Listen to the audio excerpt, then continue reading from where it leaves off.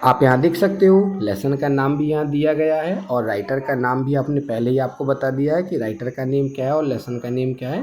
तो आप फिर से यहाँ देख लीजिए, द ट्री लेसन का नेम है, क्लास 10th इंग्लिश का जो लेसन है और यहाँ पर वृक्षों के बारे में जानकारी देने वाले हैं। चलिए वीडियो की शुरुआत करते हैं। लेसन आपके सामने उपस्थित है। यहाँ पर दिया गया है द ट्री। तो ट्री के बारे में सारी बातें बताने वाले हैं। लाइन बाय लाइन हम आपको यहाँ पर विजुअलाइजेशन देंगे और 1 बाय 1 लाइन ट्रांसलेट करते जाएंगे। तो सबसे पहले हम यहाँ पे पहली लाइन को रीड करते हैं। थोड़ा सा इसका जो विजुअल है उस थोड़ा सा कम कर ले रहे हैं, बहुत ज़्यादा डार्क आ रहा था तो दिक्कत सी हो रही थी। चलिए, the tree inside are moving out into the forest. यहाँ पर दिया गया है कि जो वृक्ष हैं इनसाइड माने अंदर हैं, आर मूविंग आउट माने बाहर की ओर अब जा रहे हैं, इनटू द फॉरेस्ट माने होता है कहाँ की ओर जा रहे हैं, जंगल की तरफ। जो वृक्ष अंदर हैं, अभी घर के अंदर हैं, वह वृक्ष अब जंगल की ओर जा रहे हैं। The forest that was empty all these day. The forest माने जंगल, बाज माने थे, एम्प्टी माने खाली, ऑल दीज डे माने बहुत सारे दिनों से जो जंगल खाली थे। वेयर जहाँ पर no bird could sit and no insect hide, जहाँ पर कोई भी पक्षी बैठ नहीं सकता था और ना ही कोई इंसेक्ट माने कीड़ा मकोड़ा, कोई छोटा सा जीव जंतु स्वयं को हाइड नहीं कर सकता था। लेकिन यहाँ पर अब देखिए जो जंगल का दृश्य दिया गया, यहाँ पर दिया गया नो सन बरी इट्स फीट इन शैडो, और ना ही कोई सूर्य अपने प्रकाश के द्वारा किसी भी स्थान पर छाया नहीं कर सकता था। The forest that was empty all these night, पूरी रात, दीज नाइट माने यह इस पूरी रात में वह जंगल खाली रहेगा। लेकिन पोइट कह रहा है कि will be full of tree bye morning, लेकिन सुबह होने तक यह जो जंगल है वह वो पूरी तरह से पेड़ों से वृक्षों से भर जाएगा। अगले पैराग्राफ पर आते हैं। पैराग्राफ आपके सामने निकाल के हमने रख दिया है, पूरा बॉर्डर लगा दे रहे हैं, इतना सा पैराग्राफ के बारे में आपको जानकारी मिलने वाली है। चलिए, तो यहाँ पर आप देख सकते हो दिया गया all night the root work. All night माने पूरी रात भर, द रूट माने होती हैं जड़ें, पूरी रात जड़ें काम करती रहीं। पूरी रात जड़ें क्या कर रही हैं, पूरी रात जड़ें काम करती रहीं। To disengage themselves from the cracks, to disengage, disengage माने होता है जमीन के नीचे से जड़ों को बाहर निकालना। क्रैक्स इन द बरामदा डोर, कहाँ पर, इन द बरामदा फ्लोर्स, जो बरामदा का फर्श है वहाँ पर, जो बरामदा है वहाँ पर वृक्ष लगे हुए हैं और वह वृक्ष पूरी रात भर अपनी जड़ों को उस जमीन के अंदर जो जड़ें फंसी हुई हैं उनको बाहर निकाल रहे हैं। The leaves strand toward the glass, और लीव्स माने होती हैं पत्तियां, स्ट्रेंड टुवार्ड द ग्लास माने कांच की, वहाँ पर बहुत सारा कांच लगा है, खिड़कियां बनी हुई हैं और खिड़कियों में कांच लगा रहता है। तो जो पत्तियां हैं, लीव्स हैं, वह कांच पर दबाव बना रही हैं कि मुझे अब बाहर निकलने दिया जाए। पेड़ अब बड़ा हो गया है और उसे बाहर निकलने की इच्छा हो रही है। स्मॉल ट्विंग्स स्टिफ विथ एक्सर्शन, और जो छोटी छोटी ट्विंग्स माने ब्रांचेस शाखाएं हैं वह भी अब एक्सर्शन कर रही हैं, माने बाहर निकलने की कोशिश कर रही हैं। Long cramped bough soughing under the roof like newly discharged patient.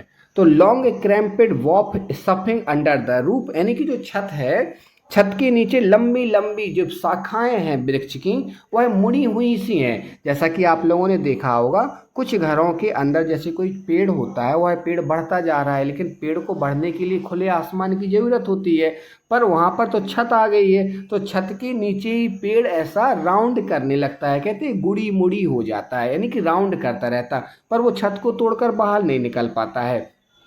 तो उस वृक्ष की तुलना यहाँ पर न्यूली डिस्चार्ज पेशेंट से की गई है। ऐसे कोई पेशेंट होता है वो अभी अभी डिस्चार्ज हुआ हो हॉस्पिटल से, तो वो कैसा दिखता है, बिल्कुल कमज़ोर सा, दुबला पतला सा। तो ठीक ऐसे वो वृक्ष भी कमज़ोर दुबला पतला सा हो गया है जिसे बाहर निकलने की उम्मीद है। Half dazed moving to the clinical doors, यानी कि जो पेशेंट होता है जो अभी डिस्चार्ज हुआ है वह हाफ डेजेड होता, half dazed move to the clinical doors. Clinical माने होता अस्पताल के दरवाजे पर कमजोर सी अवस्था में, मरी हुई सी अवस्था में खड़ा हुआ दिखाई देता है। हालांकि वह जीवित है लेकिन बहुत ही कमजोर अवस्था में हो गया है, इसलिए उसको हमने क्या यहाँ पर क्या लिखा, लेखक ने इस जगह पर उसको हाफ डेज्ड कह दिया। हाफ डेज्ड माने होता कमजोर अवस्था में व्यक्ति का होना। आगे आ जाइए, आई सिट। अब कवियत्री यहाँ कह रही है I sit inside door open the बरामदा। आई माने मैं, सिट माने बैठी हूँ, इनसाइड माने अंदर, और डोर ओपन द बरामदा, और जो डोर्स है वो खुला हुआ है किसकी तरफ, बरामदा की ओर। मैं जिस कमरे में बैठी हूँ उस कमरे का जो दरवाजा है वो बरामदा की तरफ खुला हुआ है। एंड राइटिंग लॉन्ग लेटर्स, और मैं वहीं बैठी हुई हूँ और बड़े बड़े पत्रों को लिख रही हूँ। In which I scarcely mention the departure of the forest from the house.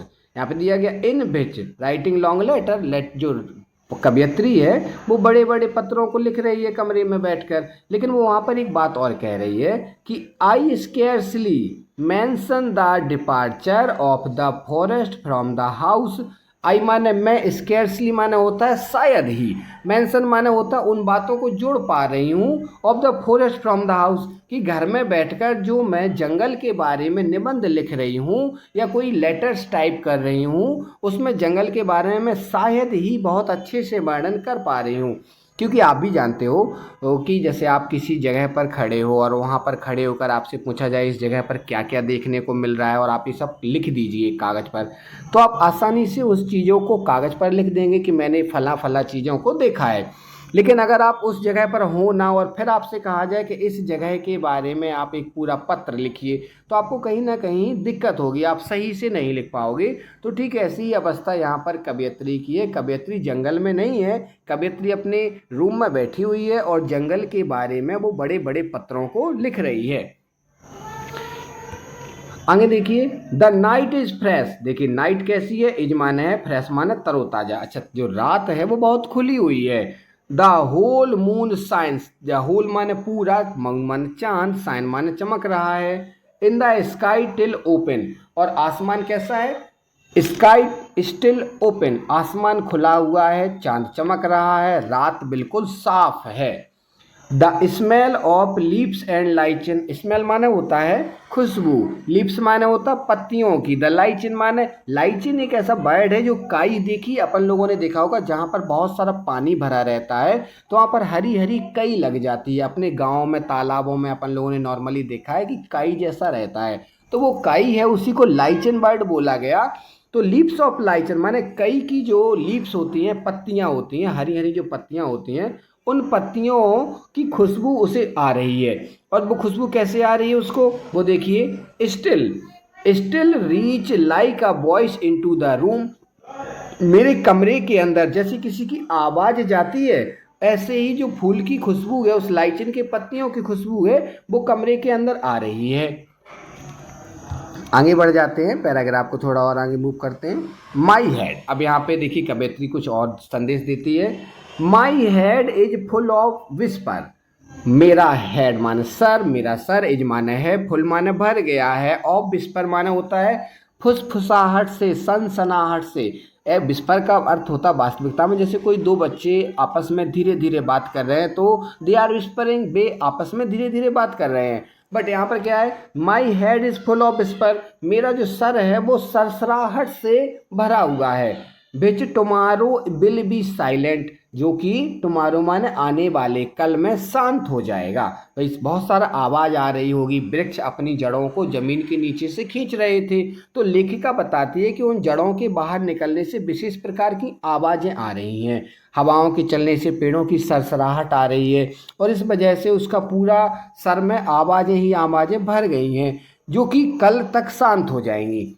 Listen, अब कवियत्री यहाँ बता रही है, लिसन माने सुनो, the glass is breaking, glass माने होता है कांच, इज माने है, ब्रेकिंग माने टूट रहा है, सुनो कांच टूट रहा है। आपको पहले ही बताया था पैराग्राफ में हमने कि जो कुछ पत्तियां थी वो प्रेशर डालती हैं, किसकर, कांच के ऊपर प्रेशर डाल रही हैं कि कैसे भी करके इस कांच को तोड़ दिया जाए और उससे बाहर निकला जाए।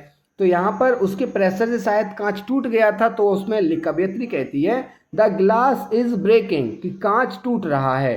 The tree are stumbling forward, tree माने जो वृक्ष हैं वो क्या कर रहे हैं, स्टम्बलिंग फॉरवर्ड माने आगे की ओर बढ़ रहे हैं।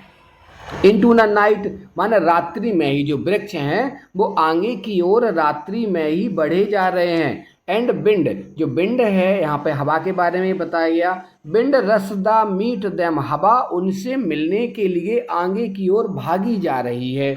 एंड आगे देखिए यहाँ पर मून इज ब्रोकन, और जो चांद है यहाँ पर मून के बारे में भी दिया गया।